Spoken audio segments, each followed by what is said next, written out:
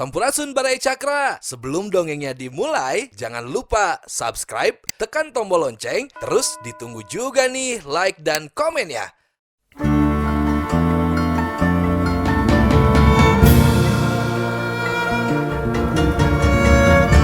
Baraya Cakra, parantos waktosna 80,5 FM Radio Cakra, midangkeun dongeng Sunda Dora-Dori.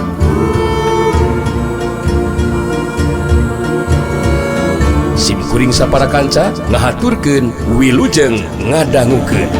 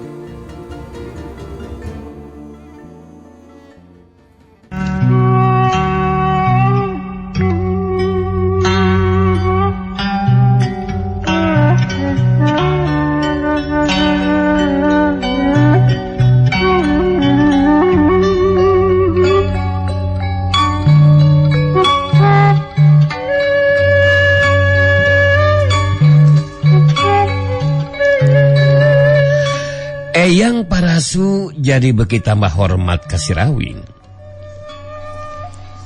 Dina jero hatena kudu ngaku kana kayaan Sirawing anu geus tepi ka puncak elmuna. Jadi Tanjang Rawing ngeunaan Rasanti tangtu bakal dicatet dina ingatan kula. Sakali deui diri kula neda pangampura Jang Rawing. Rumah sageus salah lampah. Apanan cukup tepi ka dieu tepung urang Eyang Parasu.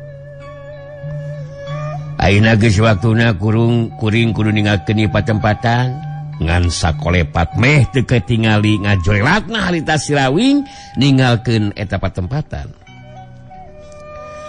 Sedengkeun Nyai Sirikit si pedang hangit jeung Sarkadun jadi karageteun barang ningali Eyang Parasu anu jadi guruna datang nyamperkeun ka Rasanti. Beuki namahan kakagetna waktu ningali Eyang Parasu nangtung di hareupeun Rasanti terus ngarengkukeun awakna nandakeun hormat ka Rasanti. Sedengkeun Eyang Parasu harita neuteub ka Rasanti beureus nyarita.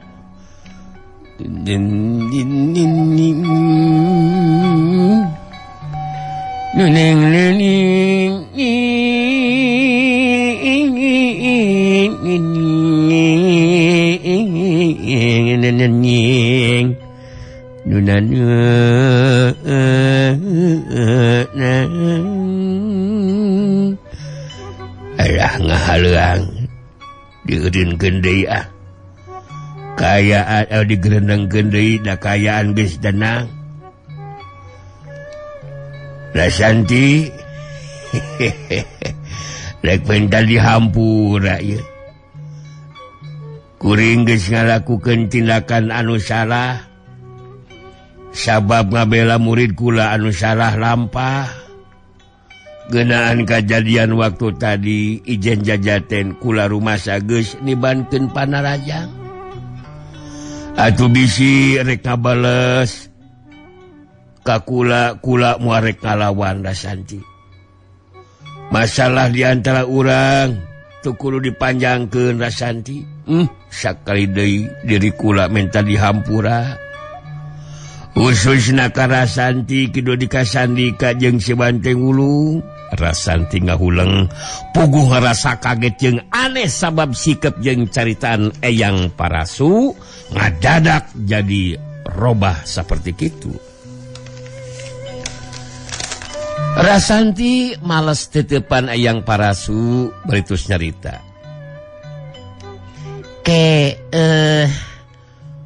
Kunaon sikap Eyang Parasu jerobah seperti kieu geuningan Eyang? Kuring jadi bingung jeung rada teu ngarti ieu teh. Bet make minta dihampura sagarupa. Malah masalah teges teu kudu dipanjangkeun deui. Kumaha bisa robah kieu Eyang Parasu? Naning nuning nanining nunanuninang kula jadi kageing pikir kahudang kasadaran ieu teh Rasanti. Tindakan dilakukeun ku diri kula geus salah. Sabab ngabela jeung ngabantu ka murid di pihak anu salah. Atuh kula ayeuna wajar jeung sakuduna muneuneun rasa hormat ka Rasanti anakna si Rawing. Kula janji moal kumawani deui datang ka dieu sarta ganggu deui khususna ka keluarga si Rawing. Umumna mah sakabeh warga pangeussi kampung kahuripan we. Anggap di antara urang taya masalah naon-naon. Atuh Rasanti bisi isuk page torek anjang sono ka padubukan kula tang dumal disasa. Sandika anu geus datang nyampeurkeun harita milu mairan caritaan ditujukeun ka Eyang Parasu. Ningali parobahan sikap anu saperti kieu. Abdi sareng Santi kitu de anu sanesna nya nganuhunkeun we. Margi Eyang Parasu tos negelakeun sikap sareng cariosan anu nanakeun. Masalah di antara urang teh tos ulah aya tunggul sirungan catang supaan. Kitu panginten maksud Eyang Parasu teh.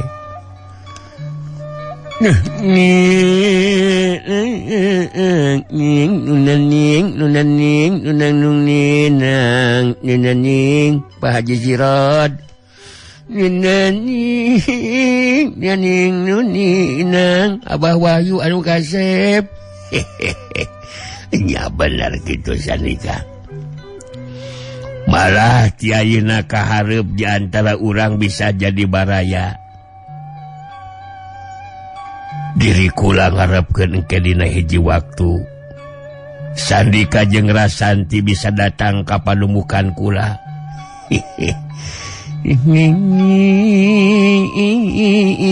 Akinana salamanya anu bager jajang banteng bulung.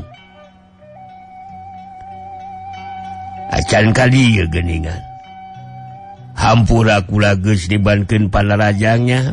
Wah. Jang dingeyang Marasu teh ngeungeusang dareng ayeuna namanya.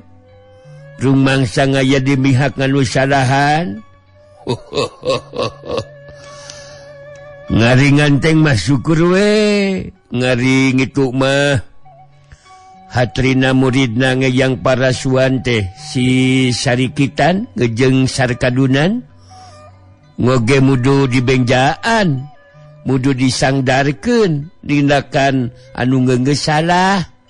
Make ngejong hayang jang di bumuhung ieu lemburan ngalangupa. Si jalo dengur rupa-rupa pisang masih ngoge laksanakeun marentana si Warangkasan. Ngari ngeungeus jeung las kieu mah dihamperu ku nganteng oge dihamperu.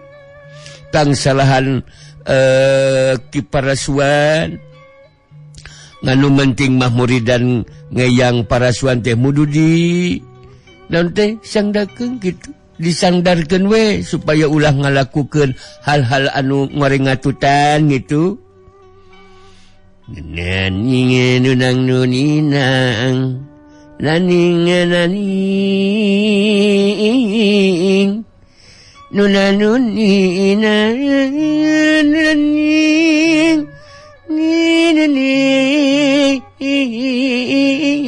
naning ketingang tarang. Memang bener eta carita anjang anteng. Kula kudu jadi bisa nyadarkeun nu jadi murid. Tapi mun kekerek mawakarap sorangan mah kula geus morek pipilueun deui kana urusan jadi murid kula. Kula geus kudu geus babalik pikir ulah salah di ngarengkah. Kitu tah jangan teng. Ngenya bener mudu kitu ngatuh ngeyang Parasuan.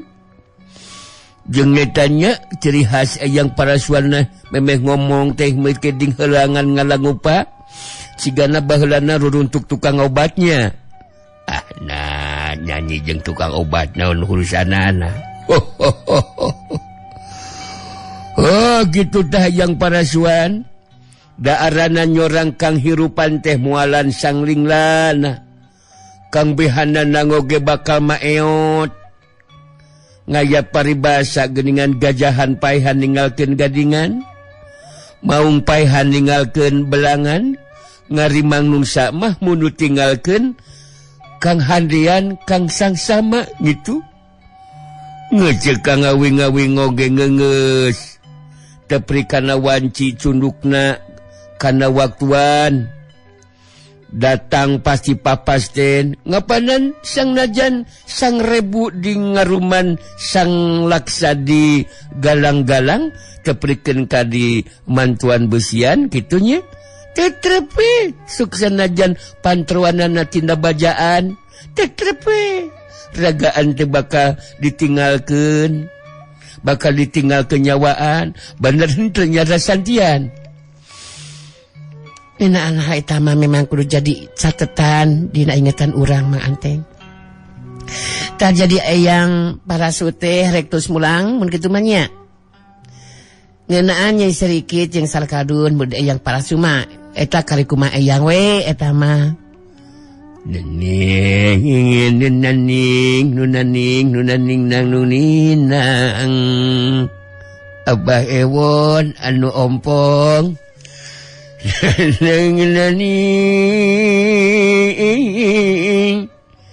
Nunaning nanuninang cinaning nyin raginang Pak Haji ajengan toha Haji engkos bener Rasanti ngeunaan murid kula mah eta tanggung jawab kula. Maranehna geus moal bisa datang deui ka dieu.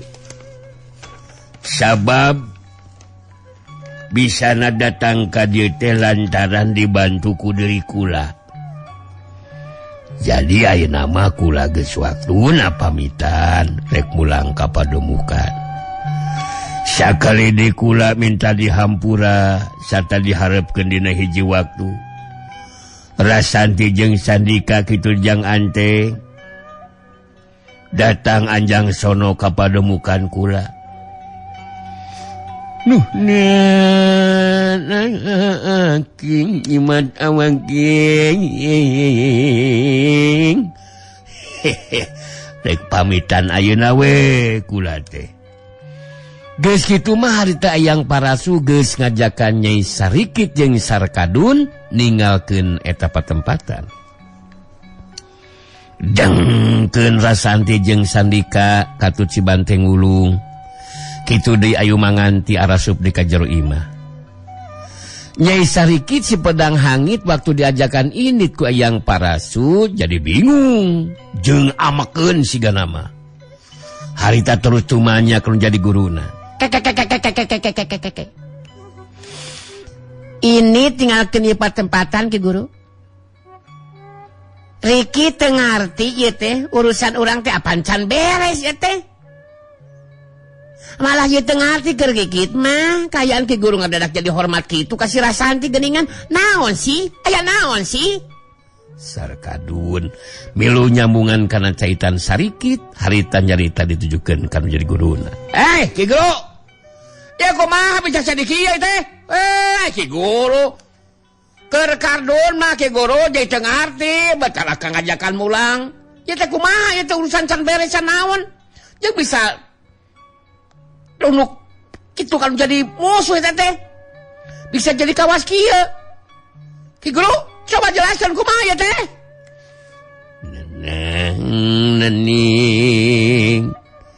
Nenang naning engke dijelaskeun ngeunaan naon sababna nya. Naon sababna kula ngajakan ini tinggal teu di patempatan jeung naon sababna karep jeung pamaksudan teu kudu diteruskeun. Mun masih keneuneun rasa hormat ngajinan kalau jadi guru tuturkeun kula we. Ngan murek mawa karep sorangan hapek teh teuing. Jadi tong wakan nanyakeun ayeuna engke we dijelaskeun ku deui kula. Ningali sikap jeung ngadenge caritaan ti Ayang Parasu anu jadi guruna saperti kitu. Harita Nyai Sarikit sepedang hangit jeung Sarkadun geus teu loba dicarita. Duanana terus nuturkeun Ayang Parasu anu geus lempang na teh heula.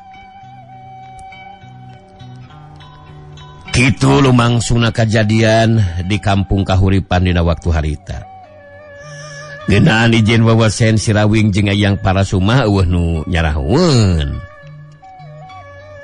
Tunda anu kacarita. Caturkeun harita di tempat sejen Baraya Cakra ieu.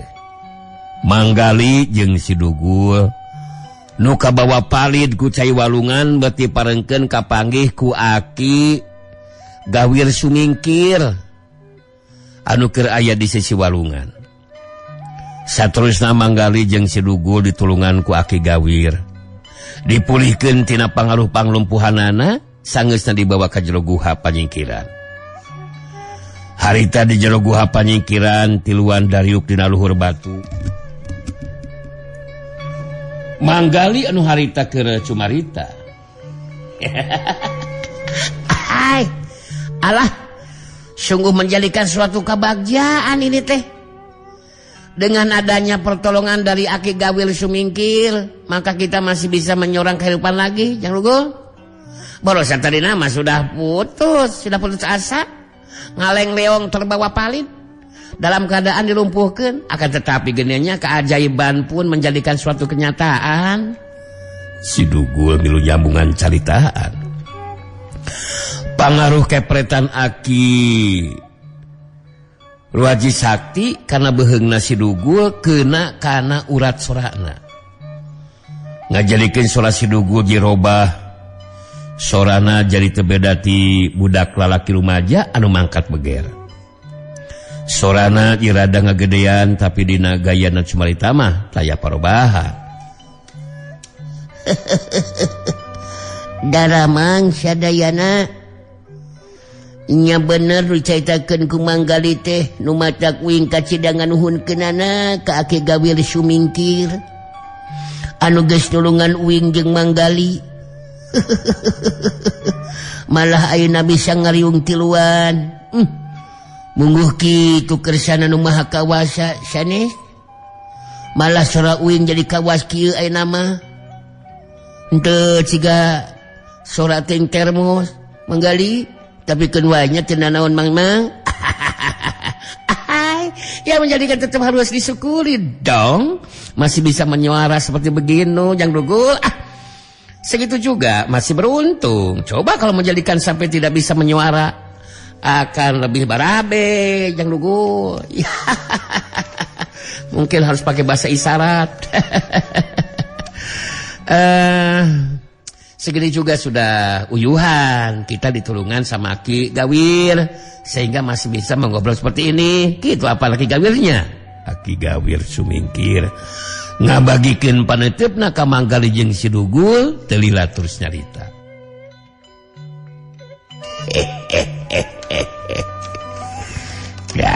Ya geus daul lagi ciliwan gendel di masih waying. Aki ayeuna rek buaya gitu. Naon sababna Manggali jeung Jang Dugul bangna kabawa palid ku walungan. Iyalah aya sabab lah meureunna. Sikan sok caritakeun ka Aki Jang. Jadi begitu Aki Gawir tentang sabab-sababnya Manggali dan Jang Dugul maleng leong terbawa palid di walungan. Harita ku Manggali jeung si Dugul terus dicaritakeun ngeunaan sabab-sababna kabawa palid di walungan. malah disabit ngeunaan kana pamaksudan pangna lumampah teh rek hayang nyusul Rasanti anu kudugaan mah bakal datang ka paguron Lintang Jagat lantaran hayang nulungan Sandika nu dipikat cintana dijadikeun tawanan. Sanggeusna ngarasa cukup ngajelaskeun sabab musababna kabawa palid di walungan harita manggali mungkas kateranganana. Jadi begitu tah Aki Gawir tentang sabab musababnya.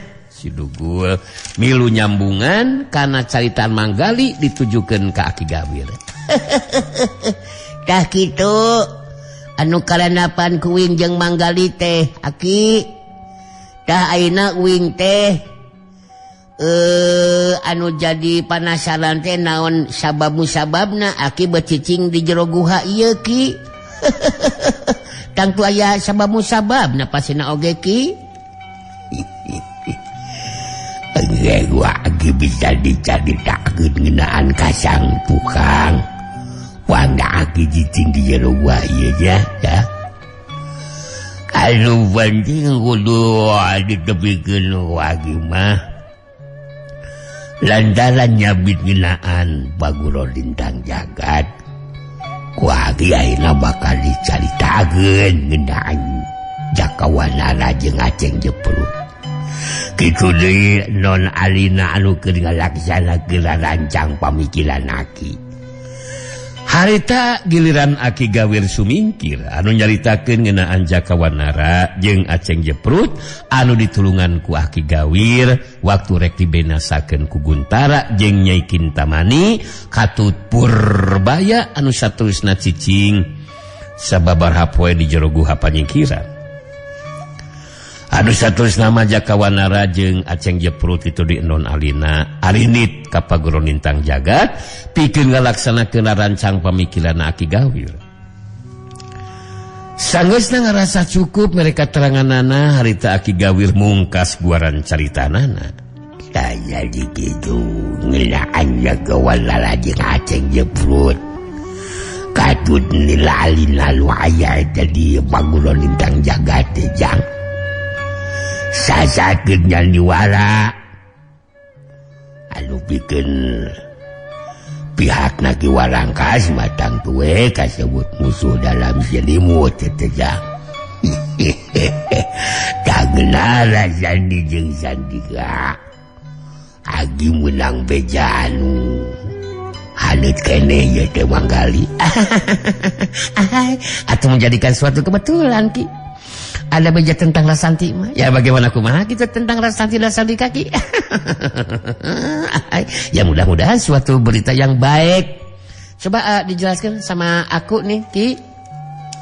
Aki menang beja aja. Sandi jeung Sandika teh bisa ngaloloskeun diri ti paguron Lintang Jagat.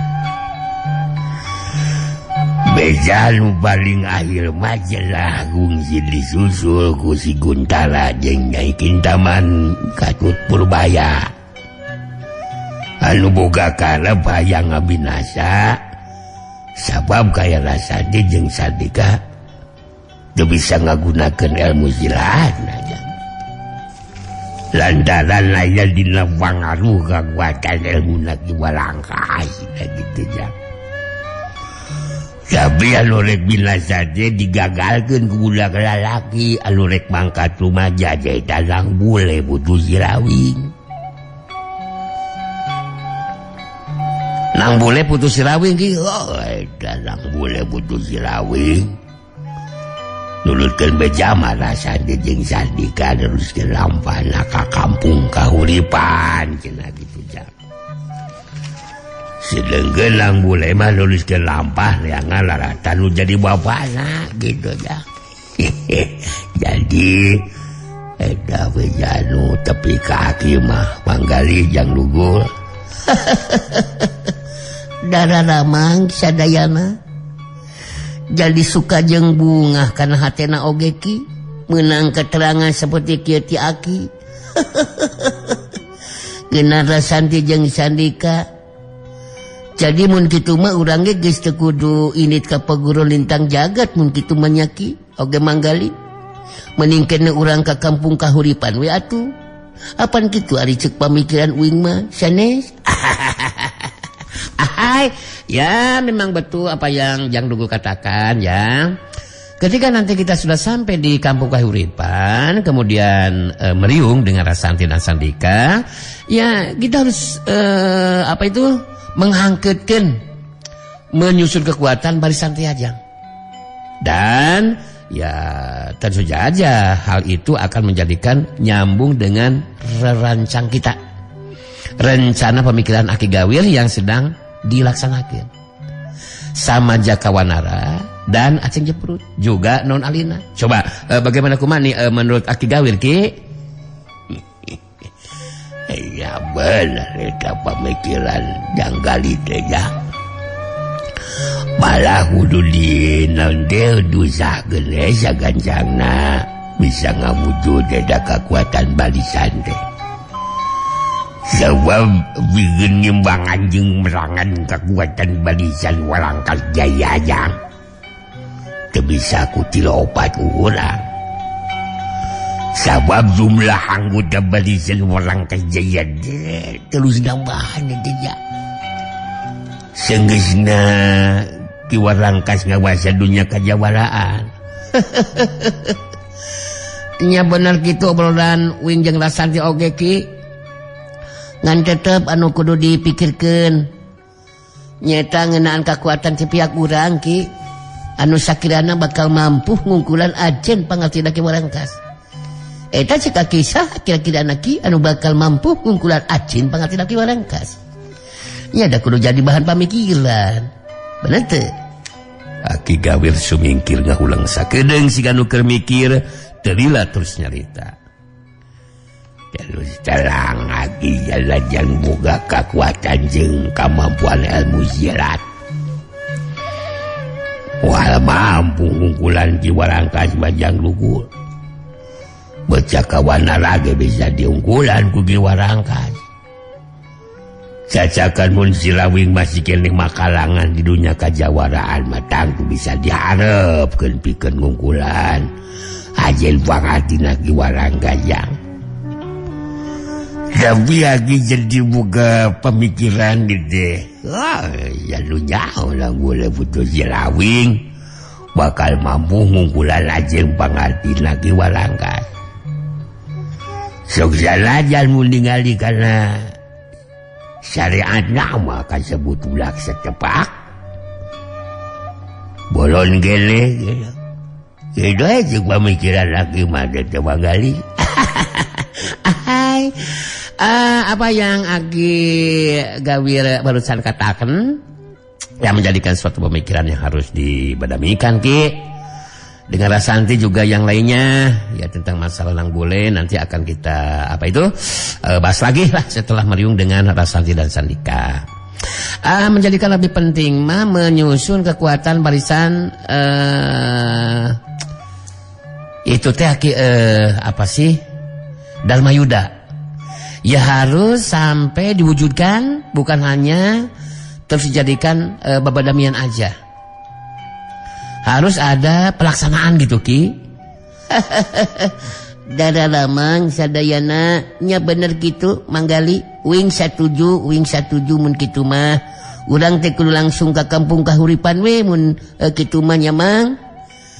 Kitu diantarana obrolan anu lumangsung di jero guha panyingkiran antara Aki Gawir sumingkir katut manggali jeung si Dugul. Sedengkeun di tempat sejen kaayaan nang bule nu disebut tina obrolan ku Aki Gawir harita nang bule anu masih kene saretibra aya di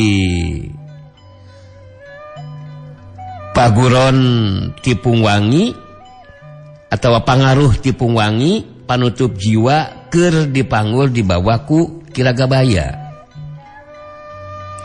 Waktu ngaliwat ke lebah tempat anu sepi jauh ka Pilemburan harita Kiragabaya ngajakan reheula ka Nyi Manik anu jadi muridna.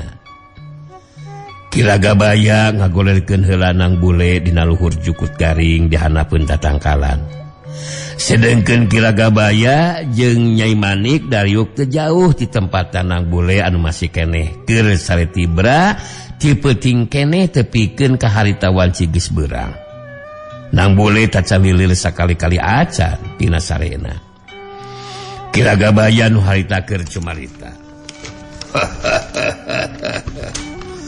Ya cek dewek genaon Manik. Sinang bule mualili hudang tina sarena euy. Lain ku dewek anu ngahudangkeunana. Sabab keur ngahudangkeunana memang aya elmuna. Pokona mah kumaha we carana mustika tirta talaga warna anu aya di jero cupu kudu bisa peunang urang Manik.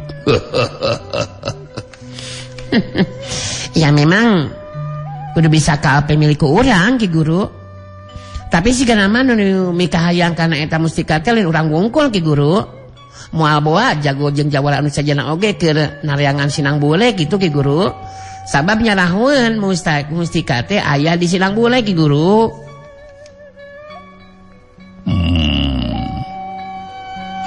Maksud si laing mah bisa wae aya jago jeung jawara nu keur naryangan Sinang Bule gitu. Saterusna nyarahkeun Sinang Bule ayeuna di bawah ku dewek. Saterusna rek karebut Sinang Bule tina leungeun dewek gitu. Rek saha jago jeung jawara nu bakal mampu ngungkulan kakuatan jeung kemampuan dewek atuh bari. Nyari Manik mah lain henteu percaya kana kakuatan jeung kemampuan Ki Guru. Tapi dina upaya yang ngerebut Sinang Bule bisa wae Ki Guru ngagunakeun sakarupa cara. Kaasup cara anu licik eta nu kudu waspada keur urang mah Ki Guru. Dek ngagunakeun cara licik nu kumaha wae ge dewek mah moal bisa dipercaya ku anu licik Manik. Kawas anu teu apa ka dewek. Ngeunaan ngagunakeun cara anu licik mah geus bisa kasakuan ku dewek. Jadi anu keur dipikirkeun ku dewek manaha bakal mampu moal lanceuk dewek misakeun cupu eusi mustika ku kaayana napal pageuh dina dada kencana Sinang Bule. Nya, mudah-mudahan we atuh sing jadi kanyataan kalap kahayang Ki Guru teh. Maksud Manik teh si Uwa bisa ngabantu ka urang. Nya da kenaon atuh urang ge kudu terus ngagugulung Sinang Bule ari teu meunang mustika nama bener teu? Ta eta nu jadi pamikiran dewek oge Manik euy. Tapi dewek geus boga kayakinan lanceuk dewek ahli dina ilmu kagaiban. Tangtu bakal boga elmuna dina ngupayakeun ngabantu ka dewek. Nyatana menangkeun mustika nu dina jero cupu Kakang Balaganju lanceuk dewek geus asa ku pangalaman dina masalah kekuatan gaib mah.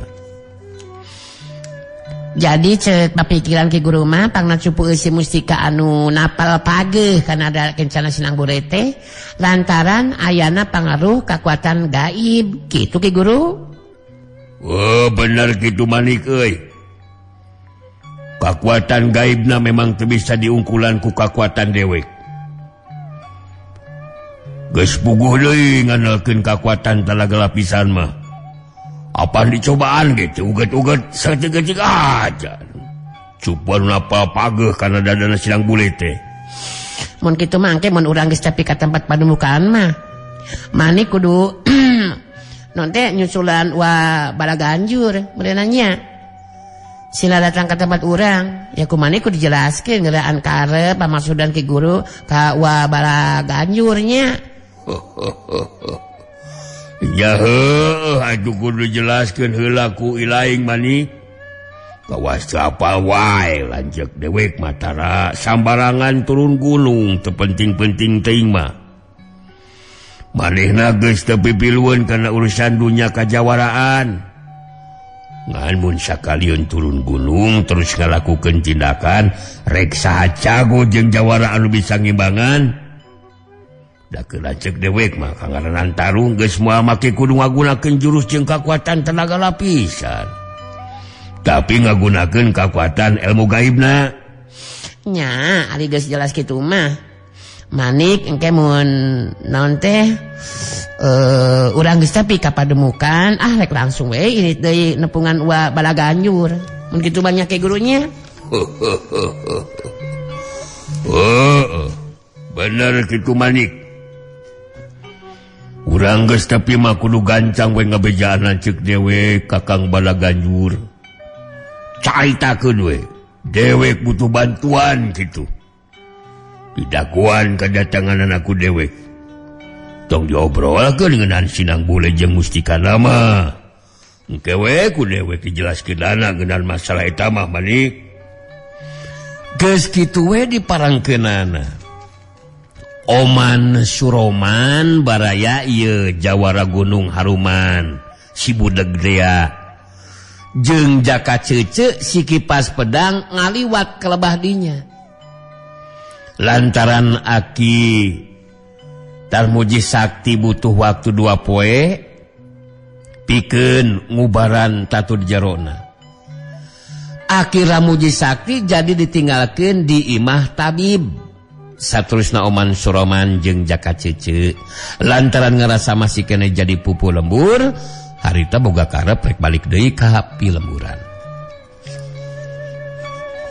Waktu ngaliwat ke tempat tu dipake leureuh ku Kiragbaya jeung Nyai Manik, harita Oman Suroman jeung Jaka Cece jadi katarik perhatian waktu ningali Nang Bule anu ngagoler sare. Kajurung kurasa penasaran harita Oman Suroman jeung Jaka Cece. Harita duana terus datang nyampeurkeun. Ningali aya 2 urang jalma anu anyar pinanggi datang nyampeurkeun harita Kiragabaya jeung Nyai Manik meh bareng celengkat nangtung. Kirabaya langsung tumanya. Si lain 2an jalma anyar pinanggi saha si lain 2an? Kumaha di dinya geus apal ka kuring? Perasan mah sek asa kakarek bangih ayeuna pangdatang nyampeurkeun. Sabab katarik perhatian ningali aya Sinang Bule. Kumaha? Sinang Bule keur sare tibra. Ieu teh ye kumaha ya teh? Ditanyakeun ku deuk sering 2an saha sia teh? Kumaha? Weh. Lain ieu sering teh saya teh. Oh, alah kudu loba deui we. Nu ditanyakeun ku dewek mah si lain 2an saha? kumaha? Dengan delang walek dikawinkeun. Udah kene atuh, piraku geus rek dikawinkeun sagarupa. Kumaha? Ka Sabang rek ka Palembang. Naon rek bae duku? Kuring kudu gancang ditinggalkeun ieu patempatan. Nya teu bisa kitu atuh kuring Oman Suroman ieu jawara Gunung Haruman. Ieu nu bareng jeung kuring adalah Jaka Cece alias si Kiwe, lalaki awewe. Terus ari di dinya 2 saha ngaran? Bisi si laing hayang nyaho dewek nu katelah Kiragabaya. Ieu murid dewek telah Nyi Manik. Wah, Ngaralinya teh di calana. Namanya makajeng di calana eta make calana. wah. Oh, ngaralinya teh web suruweb. Urang rangon sarinya. Calakina teh yuyu. Terus nu awena suka sih. Ya, terus naon sababna? Nang Bule aya di dieu. Wah, kenyambung sering mah Oman. Jauh-jauh. Ngaran dewek Kiragabaya dulu. Kejeng jadi web suruweb sagarupa. Ningali si lain teh asa ieu teh warna jawara naon ieu teh. Tapi si anu budak geuningan. Ngajawab ka mana karep. Ngaran dewek mah Ragabaya lain web. Asok si lain anu ngomong Jaka Cece. Sok. Ih, kira nggak bayar tenang dulu atuh ih. Eke kan tarik perhatian lantaran ningali ayah nang bule di dia gitu. Makanya disamperin aja sama Eke. Kan bisa dijelasin naon sebabnya sih nang bule ada di Sindang ye. Bisa dijelaskan kan? Nyai Manik milu nyarita ditujukan ke Jaka Cece si kipas pedang. Si pedang bule aya di dia memang dibawa ku guru kuring. Anu jelas andi kaduaan geus teu kudu loba temannya. Mending kene teruskeun we lampah andi kaduaan. Jawabannya kok seperti itu, bikin Eke jadi tersinggung tahu. Biasa-biasa aja sih ngomongnya. Eke sama si Kang Oman kan musuh sinang bule. Jelasin aja deh yang bener sama Kiragabaya. Eta sinang bule teh mau digemenain gitu. Eke kan perlu penjelasan sih. Sinang bule dina kayaan keur hees tibra memang dibawa ku dewek. Rek dikumahakeun ku dewek eta lain urusan si lain Jaka Cece. Jadi ke dewek teh teu urusan lah si lain duaan. Kungsi boga masalah jeung sinang bule. Jelas lain masalah dewek kita mah. Jadi si lain duaan montong jeung masalah jeung dewek. Kahartin teh Oman Suroman, lain ngahulang wae teh. Kumaha? Jadi web suruh web teh jeung Nyai Kasih bilang ka pangawana sinang bule gitu. Alah, eta teu talagawana nu dibawa ku sinang bule mendan ditugeran jeung doma dua gitu. Sok jadilah musikan wae di sinang bule ditugeran ku doma jeung naon lah. Nyai Manik jadi kesel jeung ama ka Oman Suroman anu ngomong na ngacapluk teu kaharti terus melu nyarita. Hei, Oman Suroman, mane mah ongkoh jawara, tapi budeg, teu nyambung ngomong jeung maneh mah ngacapluk ka mana karet. Mending kene gancang ini teu kudu hayang nyaho rek dibawa ka mana. Yang dikumahakeun sinang bule eta lain urusan di dinya. Ieu mah urusan Kiragabaya guru kuring. Wah, sukesi katarik hati ku akang. Terus bisa tujuan ku Kang web. Wah, dikawinkeun dina paisukan bari mikeun mustika teh. Suka jeung bangga tuh kakuingna oga di kitu mah ti web. Wah, bagus ya goblok. Oman, sering montong ngacapluk ka belah kalap. Jadi kesel sekali weka oge goblok. Kumaha? Bawa dorok-dok. Dorok-dok waditu tuh. Di Cihamerang Banyaran lomba dirinya. Tenang ki web ah. Masalah gampang dorok-dok mah. Jadi dia mah deket. Di Langgon Sari mah. Tinggal kahanap saeutik. Sakalian bari mawa balado endog atunya. Soklah siap ari kitu mah. 86 laksanakeun. Nyai Manik bagi amekeun sigana mah. Harita langsung nyai tadi ditujukeun ka Jaka Cece si kipas pedang. Hei, Jaka Cece, mengeus ajakan ini ku maneh si Oman Suroman. Naon pangna dede ngajulungkeun buru-buru ini?